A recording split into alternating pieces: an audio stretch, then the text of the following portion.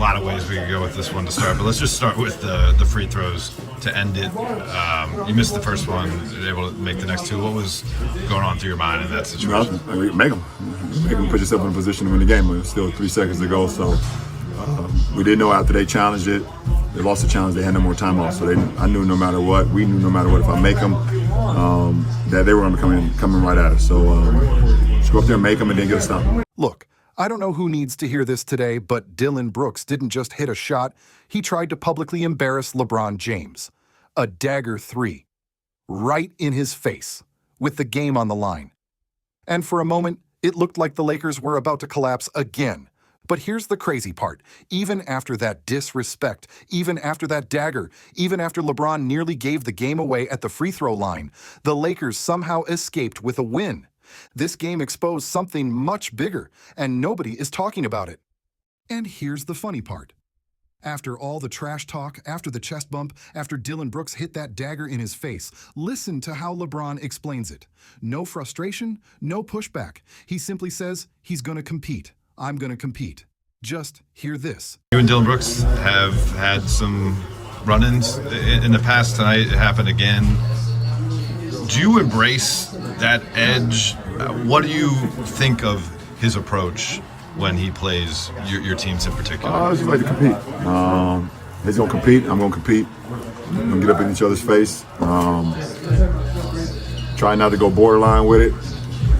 I don't really take it there, but we just compete, and did that almost all the way to the end of the game. 12.2. Look, I'm not going to sugarcoat this. LeBron had some really bad moments tonight. The turnovers in the fourth quarter, the missed technical free throw, and that momentum swing where Dillon Brooks hit a dagger right in his face. All of that nearly cost the Lakers the game. And the reason is simple. LeBron tried to take control of moments that didn't belong to him.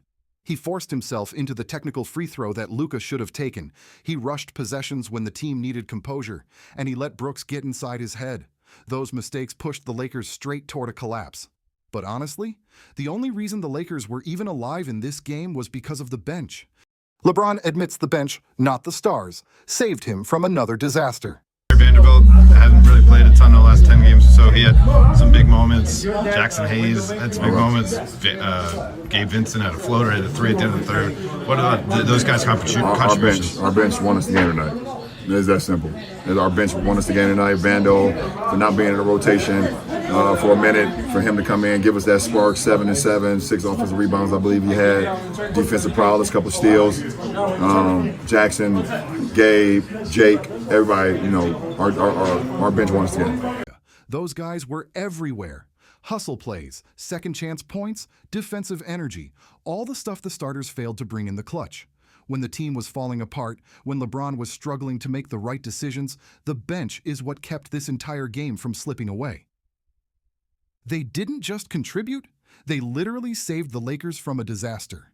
And somehow, even after all that chaos, all those breakdowns, all those near-disaster moments, the Lakers still won.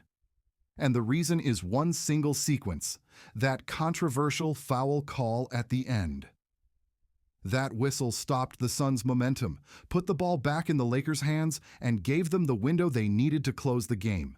LeBron drawing that foul, whatever people think about it, completely flipped the ending. That call is the reason the Lakers escaped with a win instead of walking out with a humiliating loss. And if you think the chaos ended there, listen to what J.J. Redick said after the game, because this changes everything. Not allowing compounding mistakes, and I thought we made a lot of mistakes tonight.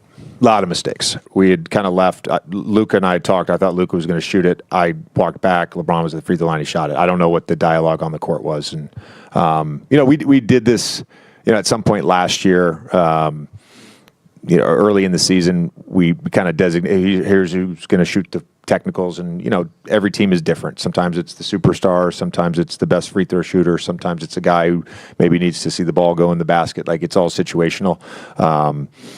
But Luka should have shot that. Yeah. And honestly, when you listen to J.J. Redick after the game, the picture becomes even clearer. He admitted they made a ton of mistakes. He admitted he mismanaged the timeout. He admitted the bench had to rescue them. And most importantly, he admitted LeBron wasn't even supposed to shoot that technical free throw. Luka was. So in the end, the Lakers didn't control this win. They survived it. They scraped by. They held on because the bench fought, the whistle came at the right moment, and somehow they didn't let their own mistakes bury them. This wasn't dominance. This was escape. Marcus Smart said this game showed what the Lakers really are, that when things get tough, you find out who you are as a team and as individuals. He explained that nothing in the NBA is perfect, leads are never safe, and pressure always reveals the truth. It either breaks you or makes you. And when LeBron and Dillon Brooks got into it, Marcus said the Lakers stayed together because they understood the situation and trusted their guys to finish the job. LeBron and Dillon kind of like get into it a little bit. How do you think the team kind of like responded to that? Stayed together in those? Yeah, I mean, we understand, the situation at hand with those two competitors going at it, and that's what the fans come to see. They come to see guys going at it like that. Sometimes it does get out of hand, but we always got our teammates back, just like they got their teammates back. But we did a good job of just sticking together and making sure that it was our guys that was doing the winning. At the end of the game, as you can see, he gets ejected late after hitting a three, and that was another big momentum swing late right there after they just got a momentum swing. So I think on that standpoint, we did a good job. Thanks, JJ said he kind of likes winning these ugly games. Like you don't want to win, but you don't want to have to play these ugly games. What do you learn about your team in these kind of like gritty, really disgusting games? It shows who we are, who we're going to be, what we're trying to be. Nothing's ever going to be perfect, especially in this league. There's a lot of really good guys out here. So, when you think a lead is safe, it's not. And when things get hard for you out there, we know there's some pressure bust pipes to make diamonds, and we're going to see what you're made of. And that's the beauty about these games when it comes down to that. Finding out who you are individually and as a team. Let's be honest. The Lakers are not built like a championship team right now. Yes, they have star power. Yes, they can fight their way back into games. Yes, LeBron can still make big plays at 40. But championship teams don't live in chaos. They don't blow double-digit leads every other night. They don't rely on bench players to rescue them. And they definitely don't need the whistle to win tight games. Right now, the Lakers don't have the identity or consistency of a real contender. Some nights they look elite, other nights they look lost. And in the playoffs, there are no second chances, no bailout calls, no escape wins. If the Lakers keep playing like this, getting to the finals isn't just difficult, it's almost impossible. They need a defined system, they need role clarity, and they need their stars to close games cleanly, not by surviving mistakes. Because if you can barely survive December games, how do you expect to survive Denver, Minnesota, OKC, or Phoenix in May?